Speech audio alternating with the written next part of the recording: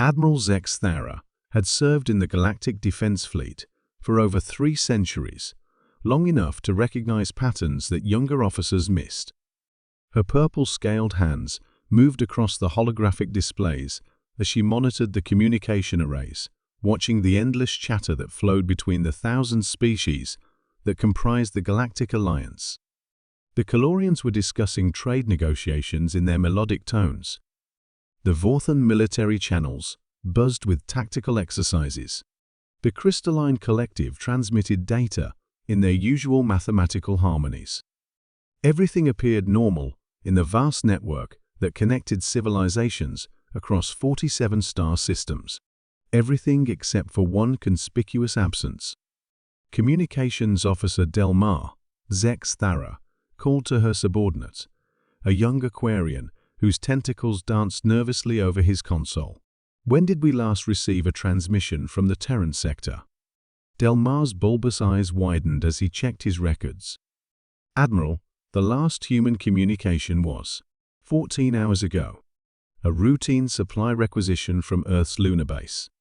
14 hours. Zex Thara felt her scales ripple with unease. In her 3 centuries of service, she had never known humans to remain silent for more than 6 hours. They were, by galactic standards, an incredibly chatty species. Human channels constantly buzzed with everything from military reports to civilian entertainment broadcasts, scientific discussions to personal messages between colonies. Their communication networks never stopped. "Cross-reference all frequencies," she ordered. Military, civilian, emergency channels, even their entertainment broadcasts. Delmar's tentacles moved frantically across his controls. "Admiral, there's nothing. Complete radio silence across all human territories. No distress calls, no routine transmissions, not even their usual background chatter." A chill ran through the bridge crew. Every species in the Alliance had learned to respect certain behavioral patterns. When the Zephyrians stopped their constant energy harmonics, it meant they were preparing for war. When the Mechanical Confederacy halted their data streams, they were upgrading their core systems. And when humans went silent, "Sound General Alert," Zex Thara commanded. "All fleet commanders to the ready room." Now, within minutes, the holographic forms of 12 fleet admirals materialized around the conference table. Admiral Korath of the Mantid Legions clicked his mandibles impatiently. "Admiral Zex Thara, what's this about? Our scans show no immediate threats in." "The humans have gone silent," she interrupted. The room fell completely quiet. Even the mechanical admiral's processors stopped their usual humming. Admiral Velkun of the warrior clans spoke first, his gravelly voice heavy with concern. "How long?" 14 hours and counting." General Thexara, the crystalline representative, pulsed with nervous energy. "That's impossible. Humans never cease their communications. Their chatter is constant across all known frequencies." "Exactly," Zex Thara replied, "which is why we need to understand what this means." Admiral Korath leaned forward. "Perhaps their communication arrays have been damaged?" "Solar? Interference?" "Negative," Delmar reported from his station. "We've monitored 47 human worlds simultaneously. The probability of total communication failure across their entire civilization is approximately 1 in 847 trillion. The implications sank in slowly. The Galactic Alliance had studied human behavior extensively since first contact 60 years ago.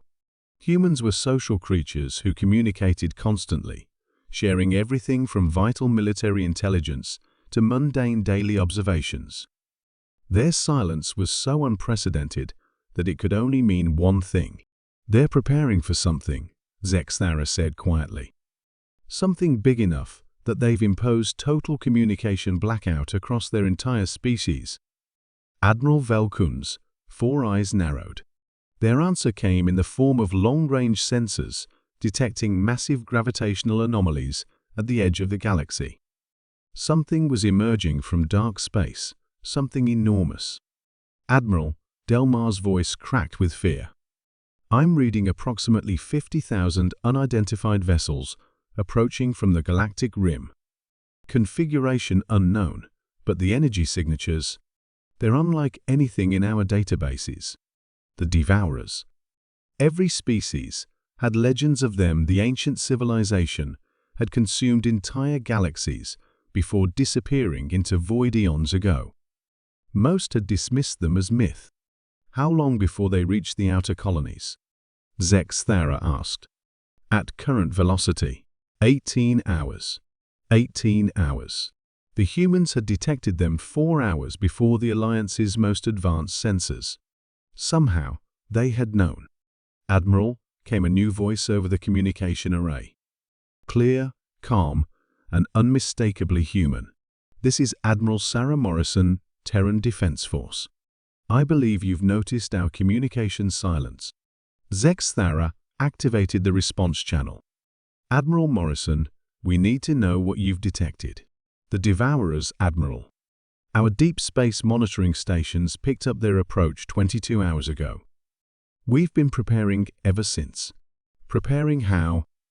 Total mobilization. Every human military vessel, every orbital defense platform, every colonial guard unit. We've also been manufacturing something special for the past 14 hours, something that requires complete electromagnetic silence to properly coordinate. Through the viewports, the Alliance officers could see space itself beginning to shimmer. Massive shapes emerged from what appeared to be empty void human vessels, thousands of them, but unlike anything the Alliance had ever seen. These weren't the usual sleek destroyers and cruisers. These were enormous, angular constructions bristling with weapon arrays that seemed to bend light around them. Quantum interference cannons, Morrison explained. We called them galaxy crackers. Each one requires the combined processing power of 17 human worlds to target effectively. Any stray electromagnetic interference, even a simple communication signal, would throw off the calculations.